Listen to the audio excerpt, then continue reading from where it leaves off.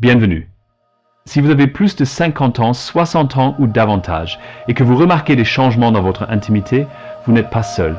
Aujourd'hui, on ouvre un espace serein, sans jugement, pour parler franchement de ce qui se passe dans le corps des femmes qui avancent en âge. Et surtout de tout ce que vous pouvez faire concrètement pour rester bien dans votre peau et dans votre vie intime. Je veux que cette vidéo soit à la fois un guide et une conversation. On va démystifier, expliquer et vous redonner des repères.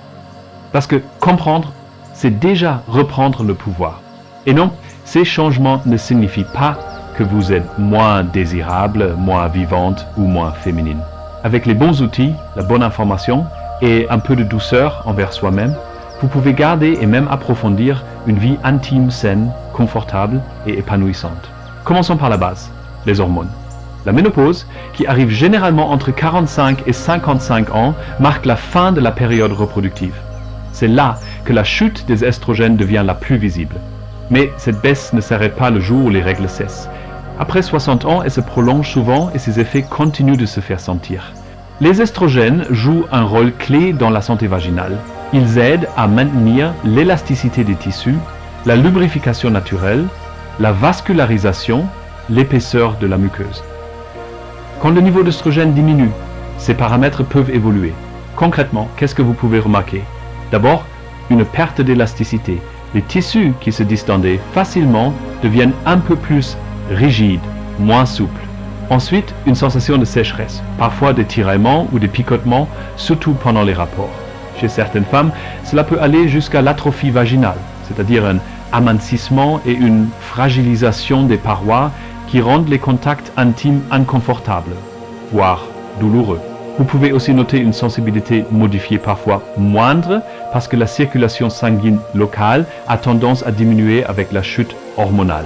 Et avec elle, la lubrification naturelle peut se faire plus discrète ou plus lente à apparaître. Est-ce que c'est gênant? Oui, ça peut l'être. Est-ce que c'est anormal? Non, c'est un processus biologique courant. Et surtout, c'est pas une fatalité. On a des leviers. Je vous propose un plan clair, à la fois doux et efficace, pour retrouver du confort. Premier pilier, prendre soin de la circulation. Des gestes très simples peuvent faire la différence. Par exemple, des automassages du bas-ventre circulaires longs quelques minutes par jour pour relancer l'afflux sanguin. Pensez aussi au mouvement.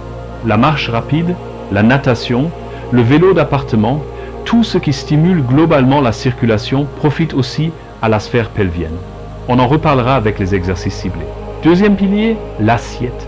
Les tissus hydratés de l'intérieur réagissent mieux. Les oméga 3 qu'on trouve dans le saumon, les sardines, les noix, les graines de lin participent à la souplesse des membranes et à une meilleure hydratation des tissus.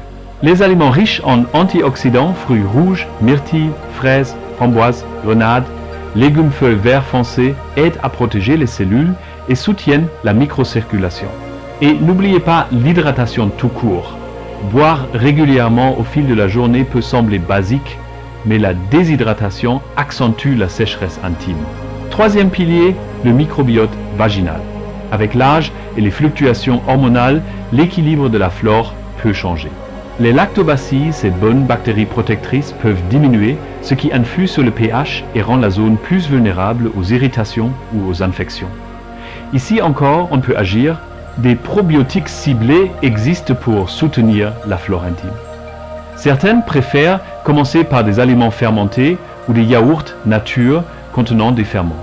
L'idée n'est pas de tout bouleverser du jour au lendemain, mais d'installer des petites habitudes régulières qui nourrissent les alliés de votre intimité. Quatrième pilier, les exercices du plancher pelvien, vous les connaissez peu, être sous le nom d'exercice de Kegel.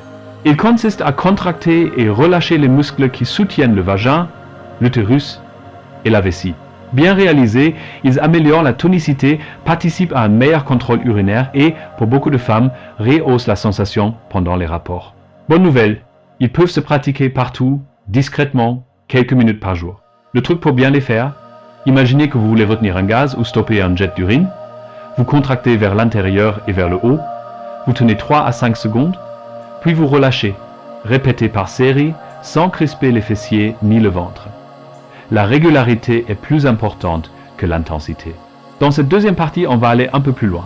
vous avez compris les bases, ce qui se passe dans le corps, les changements hormonaux et les premières solutions naturelles. Maintenant, regardons ce que la science et la médecine moderne proposent pour accompagner ces transformations sans perdre votre authenticité ni votre confort. L'une des évolutions les plus intéressantes des dernières années, c'est l'arrivée de solutions non hormonales. Beaucoup de femmes n'ont pas envie ou ne peuvent pas suivre un traitement hormonal substitutif, le fameux THS. Parfois à cause d'antécédents médicaux, parfois simplement par choix personnel. Et c'est très bien, car la recherche a permis de développer des options efficaces et douces, qui n'impliquent pas d'hormones synthétiques. Parlons d'abord d'une innovation qui intrigue beaucoup, la technologie laser intime. Contrairement à ce qu'on pourrait imaginer, il ne s'agit pas d'une chirurgie invasive. C'est un traitement rapide, souvent entre 15 et 30 minutes, qui stimule le processus naturel de régénération du corps. Comment ? En envoyant une lumière douce et focalisée sur la paroi vaginale. Cette chaleur contrôlée active la production de collagène et d'élastine, les deux protéines responsables de la souplesse et de la tonicité des tissus. Avec l'âge, la production de collagène diminue naturellement, d'où la perte d'élasticité qu'on ressent parfois. Le laser aide simplement le corps à relancer ce processus. Les femmes qui ont testé ces traitements parlent souvent d'une nette amélioration. Plus de confort, meilleure lubrification et sensation de retrouver un équilibre intérieur. Les résultats ne sont pas instantanés, il faut parfois plusieurs séances, mais la majorité rapporte une vraie différence dans les semaines qui suivent. Et ce qui plaît le plus, c'est le côté non invasif. Pas de chirurgie, pas d'anesthésie, pas de longue convalescence. Alors est-ce que c'est fait pour tout le monde ? Pas forcément. C'est une option à discuter avec votre gynécologue. Mais c'est une belle illustration d'un principe important. Le corps féminin ne s'éteint pas après 60 ans. Il peut encore se régénérer, s'adapter, retrouver du confort. Il suffit parfois d'un petit coup de pouce technologique. Pour celles qui préfèrent les approches plus naturelles, il existe aussi toute une panoplie de solutions locales. Gel, crème, lubrifiant, hydratant. La différence entre eux est simple. Les lubrifiants apportent un soulagement immédiat, utilisé au moment des rapports. Les hydratants s'emploient régulièrement, plusieurs fois par semaine, pour nourrir les tissus et maintenir leur souplesse sur la durée. Les produits à base d'eau sont doux et faciles à rincer. Ceux à base de silicone durent plus longtemps, parfois préférés pour une lubrification prolongée. Certaines formules contiennent des ingrédients naturels comme l'acide hyaluronique, excellent pour l'hydratation, ou des extraits végétaux apaisants. L'important, c'est de choisir sans parfum, sans alcool, sans agents irritants, bref, de rester simple et respectueuse de votre flore. Et justement, parlons-en de cette flore. Le microbiote vaginal reste un pilier de la santé intime. Il agit comme une barrière protectrice, maintenant un pH équilibré et empêchant les germes indésirables de s'installer. Après la ménopause, la baisse des estrogènes réduit la présence des lactobacilles et cela peut perturber cet équilibre. Heureusement, les probiotiques spécifiques à la sphère intime existent aujourd'hui, sous forme de gélules, de comprimés ou même d'ovules à usage local. Ils aident à réensemencer la flore et à rétablir le pH. Ce n'est pas un traitement miracle, mais une stratégie de fond, un peu comme prendre soin de son jardin intérieur. À côté des solutions locales, il y a les ajustements du mode de vie. Et croyez-moi, ils comptent autant qu'un traitement médical. La circulation, l'alimentation, le stress, le sommeil, tout est lié. Par exemple, une activité physique régulière améliore non seulement la forme générale, mais aussi l'oxygénation des tissus pelviens. Les exercices de Kegel, on en a parlé, jouent un rôle clé. Mais même une simple marche rapide, 30 minutes par jour, améliore la microcirculation et réduit les sensations de tiraillement. Une autre astuce souvent négligée, le sommeil.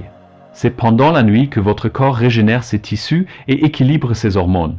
Dormir dans un environnement frais, aéré et sans vêtements trop serrés, voire sans sous-vêtements du tout, peut aider la peau à respirer et à limiter les irritations. Beaucoup de femmes remarquent une différence après seulement quelques semaines. 5e pilier, l'hygiène intime douce. Après 60 ans, la muqueuse est plus fragile. Évitez les savons agressifs, les parfums, les douches vaginales inutiles et irritantes. Préférez de l'eau tiède et, si besoin, un nettoyant doux au pH adapté, sans parfum. Côté vêtements, optez pour des sous-vêtements en coton ou en fibres naturelles respirantes et évitez les matières synthétiques serrées au quotidien. L'objectif, c'est de laisser la peau respirer et de prévenir les frottements inutiles. 6e pilier, les aides locales ponctuelles. Les lubrifiants à base d'eau ou de silicone peuvent apporter un soulagement immédiat pendant les rapports. La version eau est facile à rincer, la version silicone tient souvent plus longtemps. Les hydratants vaginaux, eux, s'utilisent en dehors des rapports, à intervalles réguliers, pour aider à maintenir une bonne hydratation de la muqueuse sur la durée. Beaucoup de femmes combinent un hydratant régulier et un lubrifiant à la demande. C'est simple, confortable et ça change tout. J'aimerais aussi adresser un point essentiel, l'émotionnel. Les changements corporels ne sont pas que mécaniques. Ils touchent à l'image de soi, à la confiance, au sentiment d'être encore désirable, et c'est normal d'être bousculé. On a grandi dans une culture qui associe souvent jeunesse et valeur. Résultat, certaines ressentent une forme de deuil, d'autres se replient, d'autres encore anticipent la douleur et évitent l'intimité. Ce que je veux vous dire ici, c'est que votre féminité ne s'arrête pas avec la ménopause. Elle évolue, elle devient plus profonde, plus consciente, plus libre des pressions qui pesaient autrefois. Beaucoup de femmes découvrent à ce moment-là une manière d'être en lien avec leur corps qui est plus tendre et plus vraie. Dans cette perspective, la communication avec le partenaire est cruciale. Mettre des mots sur ce qui change sans honte, sans culpabilité, ouvre la porte à des ajustements simples. Plus de temps pour les préliminaires, des positions plus confortables, l'usage de lubrifiants sans tabou, des moments d'intimité non centrés uniquement sur la pénétration. L'intimité, ce n'est pas qu'un acte, c'est une rencontre. Et avec un corps qui change, la manière de se rencontrer peut, elle aussi, se réinventer. Revenons un instant au quotidien. À quoi ressemblent des petites habitudes qui font une grande différence sur un mois? Par exemple, chaque jour, 10 minutes de marche rythmée, plus 3 secondes d'exercice de Kegel contracté, 5 secondes. Relâché, 5 secondes. 10 répétitions. 3 fois par semaine, une poignée de noix ou une cuillère de graines de lin moulu facile à ajouter au yaourt ou à une salade. À chaque douche. Nettoyez un doux externe seulement, pas de douche interne. 2 à 3 fois par semaine, hydratant vaginal local selon besoin et recommandation du produit. Avant un moment intime. Lubrifiant choisi à l'avance, accessible, sans gêne, un geste de confort. Pas un aveu de faiblesse. Petit rappel important, toutes les femmes ne vivent pas ces changements de la même façon. Certaines ressentent peu de symptômes, d'autres davantage. Écoutez-vous. Si quelque chose vous inquiète, douleur persistante, saignement inexpliqué, inconfort marqué, consultez. L'objectif de cette vidéo, c'est de vous donner des repères concrets, mais rien ne remplace un avis personnalisé quand vous en avez besoin. Enfin, gardez cette idée en tête, vieillir, c'est aussi une opportunité de croissance. Vous avez le droit d'apprendre à nouveau votre corps, de l'apprivoiser avec douceur et de redessiner votre intimité selon vos envies, vos limites, vos plaisirs. On ne revient pas en arrière, on avance vers autre chose. Et ce autre chose peut être très beau. Dans la prochaine partie, on parlera des options supplémentaires des approches médicales et non hormonales, de ce qui existe aujourd'hui pour soutenir la muqueuse, y compris des technologies modernes, de la manière de faire des choix informés et de comment s'organiser pour retrouver confort et confiance au quotidien. Il y a aussi des petits détails vestimentaires qui changent tout. Choisir des sous-vêtements en coton, éviter les pantalons trop serrés, préférer des tissus respirants. Cela semble anodin, mais ces gestes réduisent l'humidité excessive, préviennent les frottements et gardent un meilleur confort au quotidien. Venons-en à un aspect plus sensible, l'impact psychologique. La baisse hormonale ne touche pas que le corps, elle agit aussi sur les émotions. Beaucoup de femmes racontent ressentir une baisse d'énergie, de motivation, parfois de confiance. Certaines se sentent moins femmes, d'autres se demandent si elles ont encore droit au plaisir. Ces pensées sont fréquentes, mais elles ne reflètent pas la réalité biologique. Votre corps est encore capable de désir, de plaisir, d'intimité. Il faut simplement parfois adapter la façon de le vivre. Quand la sécheresse ou la douleur s'installe, certaines femmes se mettent à éviter le contact. Pas parce qu'elles n'ont plus envie, mais parce qu'elles anticipent l'inconfort. Et cela crée souvent un cercle vicieux. Moins de stimulation, moins de lubrification, plus d'inconfort. Briser ce cycle, c'est d'abord rétablir la confiance. Parler à son partenaire, expliquer, chercher ensemble des solutions, c'est aussi comprendre que le plaisir ne dépend pas uniquement de la pénétration. La sensualité, la tendresse, les caresses, la communication sont tout aussi puissantes. C'est l'occasion d'explorer d'autres manières de se connecter. Un autre point important, le regard de la société. Pendant longtemps, on a appris aux femmes à associer la jeunesse à la beauté, à la sexualité, à la valeur personnelle. Passé un certain âge, on se sent souvent invisibilisé. Or, cette période peut devenir un moment de liberté extraordinaire. Fini les contraintes de la fertilité, de la performance, du regard des autres. Vous pouvez vivre votre féminité pour vous-même, à votre rythme, selon vos envies. Beaucoup de femmes témoignent de cette renaissance après 60 ans, une sexualité plus apaisée, plus consciente, débarrassée de la pression. Et puis il y a celles qui choisissent d'aller plus loin, de consulter un spécialiste pour combiner plusieurs approches. Un peu d'hormonothérapie locale si besoin, une cure de probiotiques, des ajustements alimentaires, de la kinésithérapie pelvienne, des soins au laser, etc. Ce n'est pas une fuite du vieillissement, c'est une manière de l'accompagner activement, avec intelligence et douceur. Parlons un instant des exercices pelviens. Beaucoup de femmes pensent qu'il s'agit uniquement de contracter. En réalité, il faut aussi savoir relâcher. Un muscle tendu en permanence finit par perdre sa souplesse. Donc, alternez contraction et détente. Vous pouvez pratiquer allongé, assise ou debout. Certains programmes guidés ou applications peuvent vous aider à suivre une routine simple et progressive. C'est une petite habitude qui donne de grands résultats sur la tonicité et le confort intime. Enfin, revenons à un message essentiel. Ne laissez pas la honte vous priver de bien parler. Parler de ces sujets, c'est déjà briser un tabou. Et en parlant, vous permettez à d'autres femmes de se reconnaître, de se rassurer, de s'informer. La santé intime, ce n'est pas un luxe ni un sujet gênant. C'est une composante normale de la santé globale. Le vieillissement n'est pas une fin, c'est une transformation. Une chance d'apprendre à nouveau à habiter votre corps. Avec la bonne approche naturelle, médicale ou combinée, vous pouvez conserver une intimité riche, confortable et vibrante. L'objectif, ce n'est pas de retrouver vos 30 ans, mais de vivre pleinement vos 60, vos 70, avec confiance, curiosité et fierté.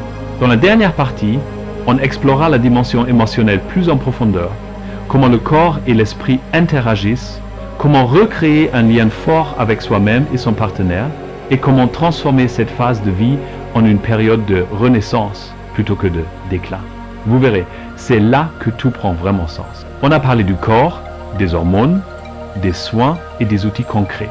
Maintenant, entrons dans un aspect encore plus profond, celui de l'émotion, de l'identité et du lien que chaque femme entretient avec elle-même et avec son partenaire à travers le temps. Parce que le vieillissement n'est pas qu'une question de biologie, c'est aussi une transformation intérieure. Le corps change, mais il reste vôtre. Beaucoup de femmes décrivent une sensation de distance avec leur corps après la ménopause. Certaines disent « je ne me reconnais plus ». D'autres évitent de se regarder, de se toucher ou même d'en parler. Ce sentiment vient souvent du fait qu'on a appris, depuis toujours, à associer la féminité à la jeunesse, à la peau lisse, au cycle, à la fertilité. Alors quand tout cela s'arrête, on a l'impression de perdre une part de soi. Mais la vérité, c'est qu'on ne perd pas. On évolue. Le corps vieillit, oui, mais il devient aussi plus vrai, plus honnête. Chaque ride, chaque changement est la preuve d'une vie vécue, de la force d'avoir traversé des décennies, d'avoir aimé, donné, créé, résisté. Regarder son corps autrement, c'est lui rendre justice. C'est dire merci d'être encore là, de m'accompagner, de me protéger. Cette reconnaissance envers soi-même est la première étape vers une intimité plus apaisée. 2. La sexualité après 60 ans, un nouveau chapitre, pas une fin. Le plaisir ne disparaît pas avec l'âge. Il change de forme. Ce qui s'atténue parfois, ce n'est pas le désir, mais la manière de le vivre. Les hormones, la sécheresse, les émotions, tout cela influence le corps. Mais rien n'empêche le plaisir de se réinventer. Pour certaines, cela passe par des moments plus longs, plus tendres, où l'exploration remplace la performance.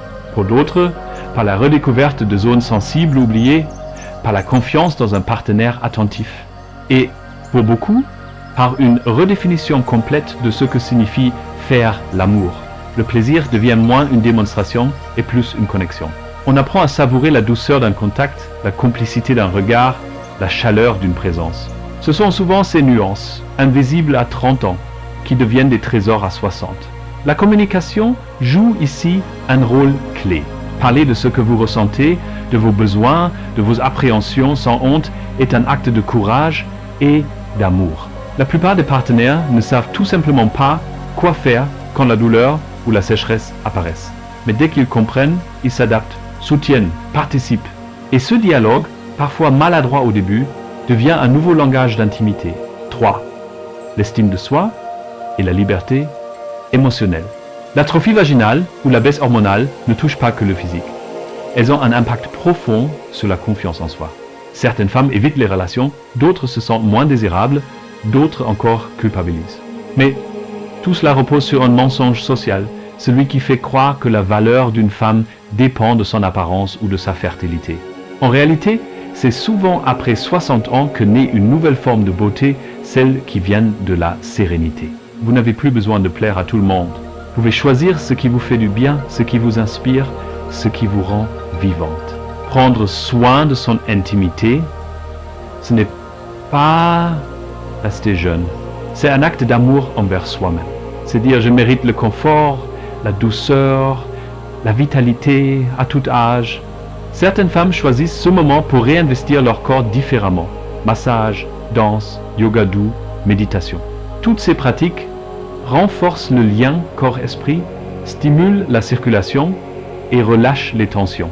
Elles favorisent aussi la reconnexion émotionnelle avec soi. Et quand on se reconnecte à soi, tout le reste, y compris l'intimité, retrouve de la lumière. 4. La relation de couple et la communication consciente. Pour celles qui partagent leur vie avec quelqu'un, cette période peut aussi être un défi. Les partenaires, souvent, ne comprennent pas ce qui se passe. Ils peuvent se sentir rejetés, ignorés ou confus. La clé, c'est la communication consciente. Parler non pas pour se plaindre, mais pour partager. Dire par exemple « Je ressens plus de sécheresse. Ce n'est pas un manque d'envie, mais mon corps réagit différemment. » Ces mots changent tout. Ils transforment un silence plein de malaise en un dialogue bienveillant. Et souvent, cela rapproche. Certains couples découvrent à ce moment-là une intimité nouvelle, plus émotionnelle, plus lente, plus authentique. Si vous êtes seul, ce moment peut être tout aussi fort. C'est une période de recentrage, d'amour-propre, de redéfinition de ce que signifie être une femme, pas à travers le regard des autres, mais à travers le vôtre. 5. Transformer la peur en puissance. Ce que beaucoup ressentent, c'est la peur. Peur de vieillir, peur de perdre, peur d'être seul. Mais la peur est souvent un signal, celui qu'il y a quelque chose à transformer. Chaque fois que vous prenez soin de vous, que vous bougez, que vous riez, que vous partagez une émotion, vous renforcez votre vitalité. Le vieillissement n'est pas une descente, c'est une métamorphose. Et comme toute métamorphose, elle demande de la douceur, de la patience et de la confiance dans le processus. Le corps d'une femme à 60 ans n'est pas moins que celui d'une femme à 30 ans. Il est simplement différent, porteur d'une histoire, d'une mémoire, d'une profondeur. Accepter cette transformation, c'est vous offrir la paix intérieure. 6. Le rôle du collectif et du partage. Ce genre de sujet reste encore tabou, même aujourd'hui. Mais plus on en parle, plus on normalise. Les femmes de 60, 70, 80 ans ont une expérience immense et pourtant on leur donne rarement la parole. Changer cette perception, c'est une responsabilité collective. Imaginez un monde où parler de sécheresse vaginale ou d'atrophie serait aussi banal que parler d'une grippe, où les jeunes femmes apprendraient dès 20 ans à connaître leur microbiote intime, où la ménopause ne serait pas une fin, mais un passage de sagesse. C'est ce monde-là que cette chaîne et cette vidéo essaient de construire, pas à pas. 7. Vieillir avec grâce, force et curiosité. Vous l'aurez compris, le vieillissement intime n'est pas une fatalité. C'est une transformation qu'on peut accompagner, comprendre et même apprécier. Grâce à la science, aux soins naturels, à la communication et à la connaissance de soi, chaque femme peut garder le contrôle de son bien-être. Prenez le temps de vous écouter, de vous observer sans jugement. Offrez à votre corps de la douceur, pas des exigences. Et souvenez-vous, votre féminité n'a pas d'âge. Elle évolue, elle s'approfondit, elle se transforme. Si cette vidéo vous a parlé, partagez-la avec d'autres femmes.